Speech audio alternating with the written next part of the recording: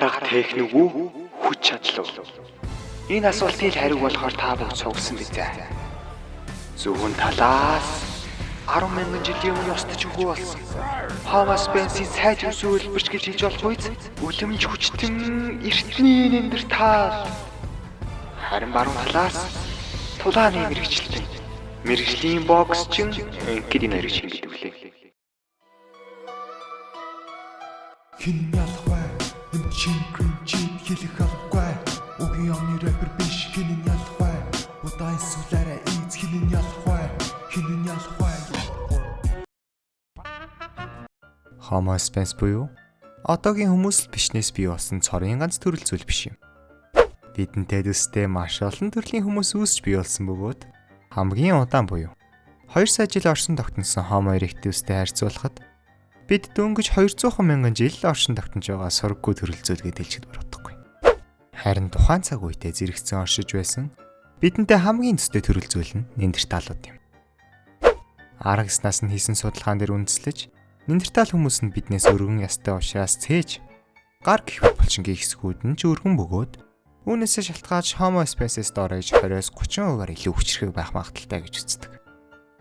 Мөн биднийхтэй харьцуулшгүй бүдүүн шилбэний булчин нь тэднийг 48 км/цаг хүртэл хурдлуулж чаддаг гэж таамагладаг. Тэд устж үгүй болоогүй бол усаа болуудад биеийн тамирын багшийг явж явах байжээ. Устсан гэснээс ихэнх хүмүүс тэдний устсан шалтгааны хүнээс ухаан муутай болохоор гэж боддог. Гэвч одоогоор олдсон олдвор баримтууд дээр тулгуурлан судлаачид Неандерталуудыг зэвсэг хийдэг, хувцас ойдог. Бүр биднээс ч төрүүлж гал ашиглаж хоорондоо хилээрээ үсгэж хадны сүг зураг хүртэл зурдаг байсан байж болцсошгүй гэж үздэг. Мөн говлын яснаас нь харахад тэдний тарих биднийхээс ч том байсан батлагдсан. Гэхдээ яг хөө хэдийгээр том байлаа гэд биднээс ухаантай гэсэн үг шилтэй. Ямар ч тааш Неандерталууд бол бичнүүдтэй харьцуулшгүй ухамсартай төрөл зүйл юм. Тэгвэл тэр өвп гэмээр гэнтэй эртний Неандерталуудыг тулаанд бүрэн бэлтгэгдсэн мэргэжлийн бокс чи ялах байсан болов уу? Хамгийн түрүүнд мэдээ шудраг байлгахын тулд жингийн тэнцүү гэж тооцох хэрэгтэй. Харин өндрийн хувьд Неандертал нь хүнээс харьцангуй намхан буюу эрэгтэйн дунд 60-160 см өндөртэй байсан учраас рейнжний үед бокс чинд давуу тал очино. Иймээс хэрэв тэд бокс эсвэл холимог тулааны дүрмээр тулдвал яалтчгүй дуршлаг, материал, тулааны дүрм гэх мэтээс шалтгаалж бокс чи ялах маш өндөр магадaltaй. Харин ямар ч дүрмгүй гудамжны тулаан гэвэл ширээ ирэх болно. Төрөмийн нээсэн шалтгаануудаас гадна хамгийн гол нь Неандертал өдөр бүрл янз бүрийн амьтан араатнуудтай хүү амьдрах уу гэсэн тулаанд орж байдаг учраас рингнээс өөр газар жинхэнэ дайсантай ч учирч үзээгүй боксчнаас хамаагүй өндөр тулааны инстинкттэй байх нь ойлгомжтой. Ганц бидний мэдих хазах, нүд ухах, төмсгрүүд ярихаас ч зогсохгүй. Амьд үлдэхийн тулд бүхнийг хийх болно. Мөн дээрэс нь Неандерталууд хүмүүсээс хавь илүү тестостерон давартай гэж эрдэмтэд үздэг. Тестостерон гэж юу вэ гэж юу?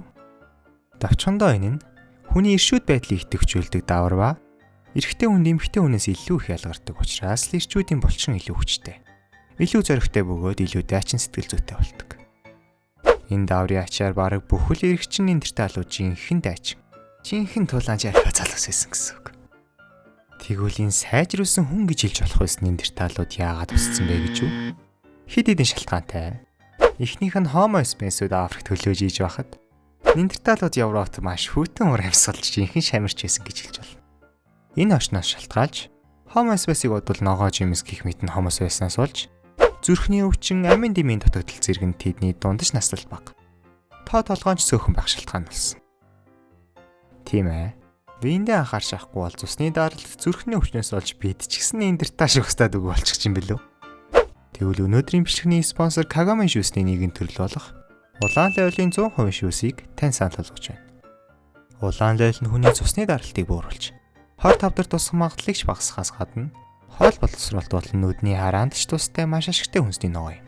Мөн бусад ногоотой харьцуулахад Kaba гэх тархины үйл ажиллагаа сайжруулж сэтгэл хөдлөлөө удирдахад тусалдаг бодисыг хамгийн ихээр агуулдаг. Харин энэхүү шүүс нь ямар ч нэмэлт сахаргүй, нөөцлөгчгүй, 100% улаан лойлын шүүс гэдгээрээ давуу талтай. Неандерталуудын устсан хоёр дахь буюу хамгийн том шалтгаан нь ерөөхдөө биднээс олж Неандерталууд устсан гэж хэлж байна. Яагаад вэ гэж юу? Хоёр таамаг байдаг. Эхнийх нь бид хүний олноо Нендерталыг юу ч үгүй болтол нь арчиж хайсан. Мөн Нендерталуудын хамгийн том сул тал нь нүд гарны байрлалаас олж Homo sapiens шиг жад гэх мэт холын зан зэвсгүүдийг хангалттай сайн ашиглаж чаддгүй байсан. Харин хоёр дахь таамаг нь зүгээр л Homo sapiens-ууд Нендерталуудыг өөрсдөө усгачихсан. Ер нь л тэр үеийн хүмүүс бие биенийг хараад Нендертал уу Homo sapiens үуч гэдгийг ялгах чадахгүй учраас энэ таамагийг арай илүү бодтой гэж зарим эрдэмтэд үздэг. Мөн одоогийн нийт хүмүүсийн 2-3% байсан Нендерталгийн илэрдэг бөгөөд эдгээр хүмүүсийн ихэнх нь жирийн хүмүүсээс илүү иршүүд. Илүү өндөр тестостероны түвшинтэй байдаг нь түрүүн ярьсан таамагуудыг олмол баталж байгаа. Гэвч энэ тулаанд 100% Нендертал ялна гэж хэлэхэд бас хэцүү. Нендерталууд нь хүмүүстэй харьцуулахад илүү хурдан ядардаг.